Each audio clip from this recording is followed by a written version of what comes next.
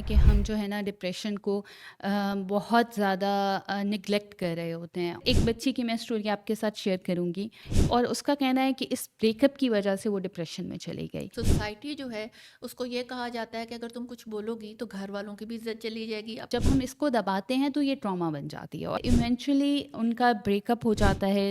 है ना, society pressurise बड़ा करती है और आपको कंपैरिजन में ले आती है कि यहाँ तक कि वो सुसाइड का सोचने लग गई। दूसरा, उसकी मदर उसको बहुत कंपेयर कर रही थी इस सारे इवेंट से पहले। उन डॉक्टर ने उन्हें बताया कि she is going in the postpartum depression. हम बहुत ज़्यादा खौफज़दा होते हैं कि हमें जज ना किया जाए।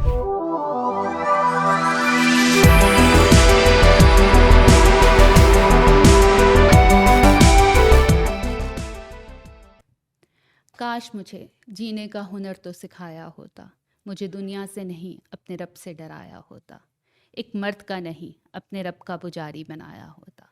काश मुझे वक्त के साथ बहना नहीं, वक्त से डट के लड़ना सिखाया होता, सब्र से खुद के लब काटना नहीं, हक के लिए सब्र से लड़ना सिखाया होता। काश मुझे शहजादे और शहजादी की कहानी को इख्तिताम के बाद शुरू होने वाली कहानी से सुनाया होता। माँ बाप की छाँव में पली शहजादी को बांदी से मलका बनने के गमगीन सफ़र का तो बताया होता। काश मुझे रात के अंधेरे में आंसू छुपाना नहीं, बहते आंसुओं से तारीक वक्त को मिटाना सिखाया होता। गुज़रते वक्त को बिताना नहीं, गुज़रते वक्त के हर पल को जीना सिखाया होता। काश मुझे। अस्सलाम वालेकुम and welcome back to the Redwood Times. Last episode में हमने डिप्रेशन के कॉज एंड सिम्टम्स को डिस्कस किया था और आज के एपिसोड में हम रियल लाइफ स्टोरीज को डिप्रेशन के साथ कनेक्ट करेंगे और आपके सामने रखेंगे। इट्स रियली इंपॉर्टेंट कि हम सबको डिप्रेशन का मतलब पता हो कि बेसिकली डिप्रेशन है क्या, क्योंकि हम लोग सब फिजिकल इलनेस पे तो फोकस कर रहे होते हैं लेकिन हम लोग मेंटल इलनेस को टोटली इग्नोर करते हैं क्योंकि हम लोग उसको बीमारी समझते ही नहीं हैं। तो ये बहुत इंपॉर्टेंट है कि हम मेंटल इलनेस के कॉज एंड सिम्टम्स को जानें, ताकि अगर हम उस चीज़ से सफ़र कर रहे हैं या हमारे सराउंडिंग में कोई लोग उस चीज़ से सफ़र कर रहे हैं तो हम उसको आइडेंटिफाई कर सकें और जल्दी उसकी ट्रीटमेंट की तरफ जा सकें। यू आर राइट महक। यही होता है कि हम जो है ना डिप्रेशन को बहुत ज़्यादा निगलेक्ट कर रहे होते हैं और हम रियल लाइफ स्टोरीज़ जब हमें पता चली हैं, जितने हमें मैसेजेस रिसीव हुए हैं और जितने लोगों ने अपनी स्टोरीज शेयर की हैं, आई वुड मस्ट से कि शायद हम जितना लाइट समझ रहे थे ये उतना लाइट है भी नहीं। हमने लास्ट एपिसोड में रिक्वेस्ट की थी कि आप लोग हमारे साथ अपनी रियल लाइफ स्टोरीज शेयर कर सकते हैं और आज हमने कुछ स्टोरीज सेलेक्ट की हैं जिसकी एंडिंग जो है वो स्पोर्ट्स सिस्टम की वजह से बड़ी होपफुल है और जो इस मर्ज में मुब्तला पेशेंट्स थे वो रिवर्ट कर गए। ओह, दैट्स ग्रेट, माशाल्लाह।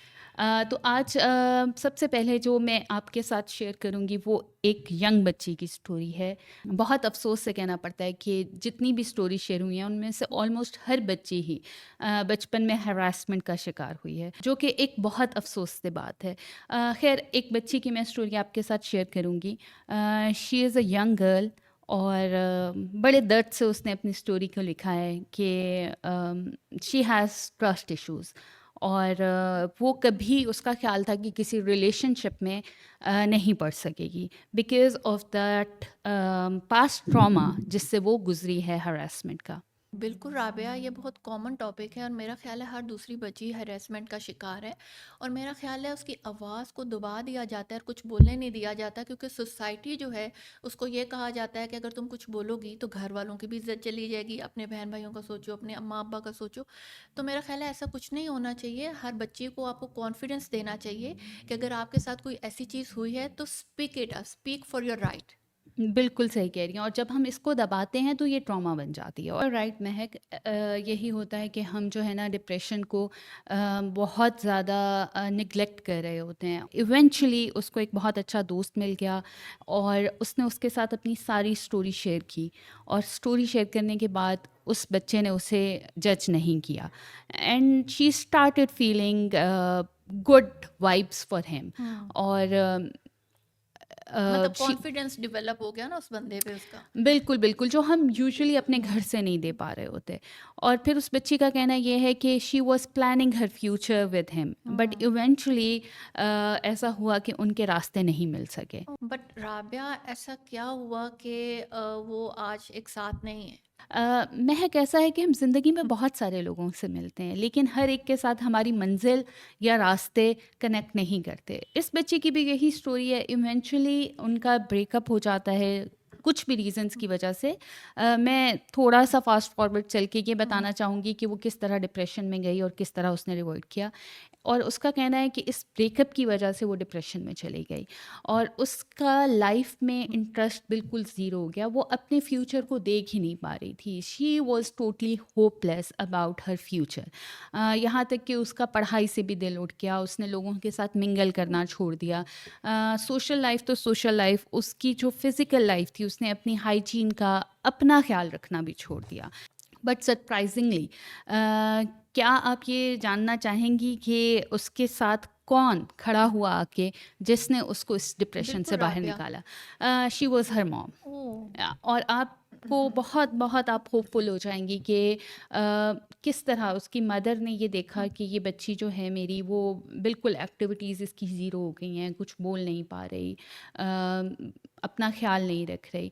और उन्होंने उसको थोड़ा सा टाइम दिया, उसके साथ एक्स्ट्रा हुँ, एक्टिविटीज़ अपनाई, जिम जाना शुरू किया, एक्सरसाइज शुरू की। उस बच्ची ने अपनी माँ के ऊपर ट्रस्ट किया और जब उसने अपनी माँ पे ट्रस्ट किया और माँ ने उसको फिर बहुत अच्छे तरीके से हेल्प आउट किया। उस बच्ची का कहना यह है कि मेरी माँ ने मुझे ना सिर्फ टाइम देना शुरू किया बल्कि जो मेरे बचपन का खौफ था उसको भी मिटाने की कोशिश की। और दूसरा, उसकी मदर उसको बहुत कंपेयर कर रही थी इस सारे इवेंट से पहले कि देखो तुम्हारी दोस्तों की शादी हो गई है, तुम बड़ी हो रही हुँ। हो, अपना ख्याल नहीं रख रही, रिश्ते कैसे आएँगे? राबिया, तुम्हें नहीं लगता कि इसका मेन फैक्टर कम्युनिकेशन गैप है? क्योंकि जो हमारी और हमारे अम्मा की जो जनरेशन है, उसमें कम्युनिकेशन गैप बहुत ज़्यादा है।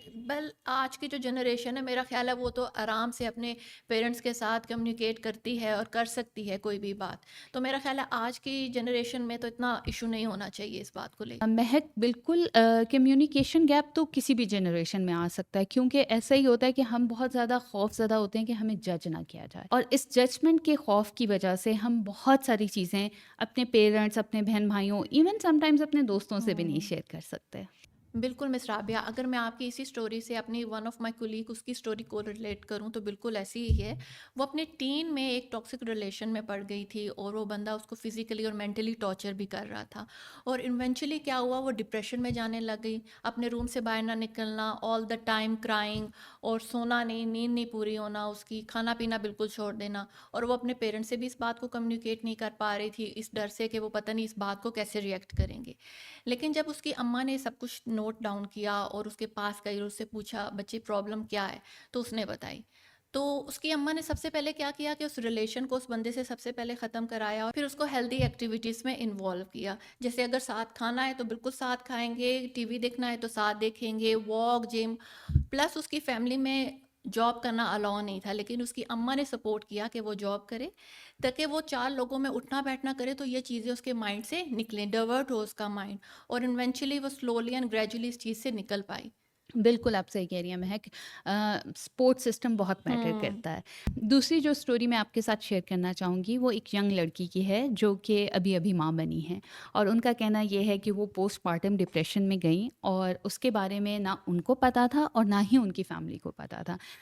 बट बहुत अच्छी बात ये है कि इसके लिए उनके हस्बैंड ने अंडरस्टैंड किया, उन्होंने नोटिस किया कि वो बहुत ज़्यादा सैड होती जा रही है और बहुत ज़्यादा ज़िंदगी को एंजॉय करने की या बेबी को एंजॉय करने की बजाय she is crying all the time और अपना ख्याल नहीं रख पा रही और she is going in guilt. उस लड़की का कहना ये था कि जब वो माँ बनी तो उसका ख्याल था कि एकदम से उसकी ज़िंदगी में कोई तितलियाँ आ हम्म। जाएंगी और वो बहुत खुश रहने लगेगी और पता नहीं उसको कैसा फ़ील होगा, क्योंकि हम यूजुअली यही बच्चियों को बता रहे होते हैं हम्म। कि माँ बनने का एक्सपीरियंस जो है वो दुनिया का सबसे अमेजिंग एक्सपीरियंस है। बट तो वो एक गिल्ट में जाने लग गई बच्ची और उसको लगा कि शायद उसके अंदर कोई कमी है, कि शायद वो एक अच्छी माँ बनने के काबिल नहीं है और सैड होती गई। और फिर आहिस्ता आहिस्ता उसे ये एहसास होना शुरू हुआ कि वो अपने बच्चे का भी सही तरह ख्याल नहीं रख पा रही।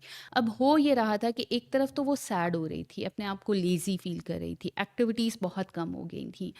दूसरी तरफ उसको ये गिल्ट भी होना शुरू हो गया कि वो क्यों नहीं खुश हो पा रही और जो लोग उससे मिलने आते थे, जो ख़वातीन उसके इर्द गिर्द थीं, वो उसे बार बार ये कह रही थी कि तुम्हें तो बहुत खुश होना चाहिए। तुम्हें तो एक बहुत बड़ी नेमत से अल्लाह ने वही नवाज़ दी। राबिया ना, सोसाइटी प्रेशराइज बड़ा करती है और आपको कंपैरिजन में ले आती है कि तुम एक अकलौती माँ तो नहीं बनी ना, तो तुम्हें किस बात का टेंशन, तुम्हें तो खुश होना चाहिए, तुम्हारी तो बिल्कुल लाइफ ऐसा है। कंप्लीट हो गई है। बिल्कुल ऐसा ही है। लेकिन एक गायनोकोलॉजिस्ट के विज़िट पे उसके हस्बैंड ने ये चीज़ मेंशन की उनकी डॉक्टर को, और उन डॉक्टर ने उन्हें बताया कि she is going in the postpartum depression. और फिर इससे लड़ने के लिए उनके साथ उनके हस्बैंड खड़े हुए। उन्होंने उन्हें फ़ील कराना शुरू किया कि she is very pretty, she is very important for him and for his baby. थोड़े थोड़े छोटे छोटे माइन्यूट स्टेप्स लेके वो उस लड़की को इस डिप्रेशन से बाहर ले आए। बिल्कुल राबिया, और अगर मेरा ख्याल है इन लॉज और आपके हस्बैंड सपोर्ट सिस्टम बने अगर किसी भी लड़की का, तो मेरा ख्याल है वो इस डिप्रेशन में जाए ही ना, और अगर गई भी है तो वो स्पीडी रिकवरी कर सके। बिल्कुल, बिल्कुल, आप सही कह रही हैं, क्योंकि डिप्रेशन एक ऐसी चीज़ है, एक ऐसी बीमारी है जहाँ आपको ये एहसास हो जाता है जब कि आप अकेले इससे नहीं लड़ रहे। आपके इर्द-गिर्द मोहब्बत करने वाले लोग मौजूद हैं। बेसिकली इस बीमारी में जितना ज़्यादा आपको ऐसा लगता है कि कोई आपको सुनने वाला है या आपको कोई समझ रहा है और आपको जज नहीं किया जाता, उतनी जल्दी आप इससे बाहर आ जाते हैं। राबिया, हमें इन स्टोरी से मेरा ख्याल है बड़ी होप मिल रही है, और जो सुनने वाले हैं हमारे लिसनर्स उनको भी होप मिल रही होगी, और मैं चाहती हूँ कि इस तरह की और स्टोरीज भी हमारे साथ शेयर की जाएं। वेल, टाइम की कमी की वजह से हम सारी स्टोरीज़ तो शेयर नहीं कर सकते, लेकिन एक और बहुत इंटरेस्टिंग स्टोरी है जो मैं ज़रूर शेयर करना। ज़रूर ज़रूर। अ, हमें एक खातून ने अपनी स्टोरी बताई जो कि दादी नानी बन चुकी हैं, और उनका कहना यह है कि उन्होंने एक बहुत स्ट्रगल्ड मैरिड लाइफ गुजारी जिसमें वो लॉन्ग डिस्टेंस रिलेशनशिप में रह रही थी। यानी उनके हस्बैंड कहीं बाहर काम करने के लिए गए हुए थे, जबकि वो पाकिस्तान में रहते हुए अपने बच्चों को बड़ा कर रही थी। और उनका कहना ये है कि वो इसलिए वो मुश्किल वक्त गुजार पाई क्योंकि उन्होंने फोकस अपने बच्चों को कर लिया था। उन्होंने कहा बस मैंने इन्हें पढ़ाना है, लिखाना है, इनको एक बेहतरीन मुस्तकबिल देना है।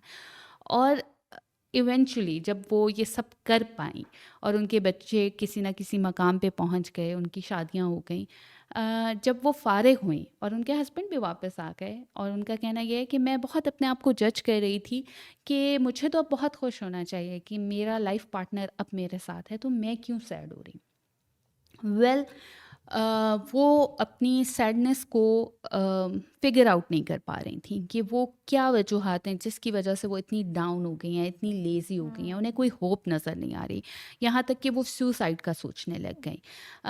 इवेंचुअली जब उनके हस्बैंड ने ये फिगर आउट किया और एक दिन अपनी बेटी से बात की, तो उनकी बेटी ने उन्हें विज़िट किया, और उस बच्ची ने फ़ौरन से अंदाज़ा कर लिया कि मेरी माँ डिप्रेशन में जा रही है। अ, अब आप ये देखें कि मुझे जो सबसे अच्छी चीज़ लगी इस चीज़ में कि वो जिस सॉल्यूशन के साथ लड़की आई अपनी माँ के लिए, वो ना सिर्फ उन खातून के लिए हेल्पफुल था बल्कि वो सोसाइटी के लिए भी बड़ा हेल्पफुल हो हम्म। गया। राबिया, वो सॉल्यूशंस तो हम लोग ज़रूर सुनना चाहेंगे कि वो कौन से स्टेप्स थे जो उनकी बेटी ने उठाए ताकि उनकी अम्मा जो है वो इस डिप्रेशन से बाहर निकल सके। हाँ, आपने सुना होगा अक्सर कि बुज़ुर्गों के लिए बच्चे जो हैं वो बहुत बड़ी खुशी होते हैं, क्योंकि उनके अपने पोते पोतियाँ या नवासे नवासियाँ उनके साथ नहीं रह रहे थे। उनकी बेटी को एहसास हुआ कि जब से मैं आई हूँ मेरे बच्चों के साथ मेरी मदर बहुत इन्वॉल्व हैं और बहुत खुश रहने लगी हैं। सो शी फिगर्ड आउट कि अगर इनको बच्चों के साथ रखा जाए तो ये बहुत शायद बेहतरी की तरफ आ जाएं। खैर, उन्होंने साइकेट्रिस्ट और साइकोलॉजिस्ट को भी साथ दिखा रही थी और उनसे मशवरा किया, तो उन्होंने भी कहा कि येस, गो फॉर इट। शुरू में उन खातून का कहना ये है कि मुझसे जब मेरी बेटी ने बात की कि आप बेबी सिटिंग कर लें, तो मैं बहुत ऑफेंड हुई। लेकिन उस बच्ची ने कुछ इस तरह दरमियान में गेम चलाई कि अपनी फ्रेंड को कहा कि तुम जब जॉब पे जाती हो तो तुम्हें भी किसी बेबी सिटर की ज़रूरत है, हम्म। तो तुम मेरी माँ के पास छोड़ जाया करो। और जब उन खातून के पास वो बच्ची रहना शुरू हुई तो उन्हें एहसास हुआ कि वो तो अपने सारे गम भूल गई हैं। Eventually she started her baby care centre, that's great. और उस बेबी केयर सेंटर की वजह से वो अपने डिप्रेशन से बाहर निकल सकी। बिल्कुल राबिया, हम ऐसी तो नहीं कहते कि जो बच्चे होते हैं वो घर में खुशी भी लाते हैं और कभी कभी आपके डिप्रेशन से बाहर निकलने का बायस भी बनते हैं। अगर मैं आपकी इसी स्टोरी को रिलेट करूं, बिल्कुल मेरे सामने की स्टोरी है। एक दफ़ा मैं अपने नेफ्यू को वॉक पे लेकर गई और हमारे नेबर में एक अंकल आंटी न्यूली शिफ्ट हुए और वो बिल्कुल अकेले रहते थे। तो वो उनसे मिले और उसको कहते हैं कि अगर मैं आपको चॉकलेट्स रोज़ की रोज़ चॉकलेट दूँ, तो आप क्या अपने दादा-दादी से हाफ़ एन आवर या आवर के लिए मिलने आया करोगे? तो जब मैंने देखा कि वो किसी किस्म के डिप्रेशन में मुब्तला हैं, क्योंकि ज़ाहिर-सी बात है उनको किसी सपोर्ट की ज़रूरत थी, कोई खुशी की ज़रूरत थी, तो मैं हाफ़ एन आवर या आवर के लिए रोज़ अपने नेफ़्यू को उनके पास ले जाती थी। और राबिया, आप बिलीव नहीं करोगी कि आफ्टर 6 मंथ्स, जो 6 मंथ्स बैक उनकी सिचुएशन थी और आफ्टर 6 मंथ जो उनकी सिचुएशन थी, वो काफ़ी ड्रास्टिक चेंज था उन दोनों की सिचुएशन में। बिल्कुल, यू आर राइट महक, और ऐसा ही है कि हम सपोर्ट सिस्टम से बहुत ज़्यादा डिप्रेशन को रिवर्ट कर सकते हैं। रिवर्ट अगर हम मुकम्मल तौर पे ना भी कर सकें, लेकिन हम इसको कोप ज़रूर कर सकते हैं। हम इसके साथ आसानी से ज़िंदगी में आगे बढ़ने के तरीके ज़रूर ढूँढ सकते हैं। Thank you Rabia and thank you everyone. हमने नेक्स्ट एपिसोड में हम कुछ सॉल्यूशंस के साथ आएँगे कि आप डिप्रेशन के साथ कैसे कोप अप कर सकते हैं। मुलाकात होती है नेक्स्ट पॉडकास्ट में। अल्लाह हाफ़िज़।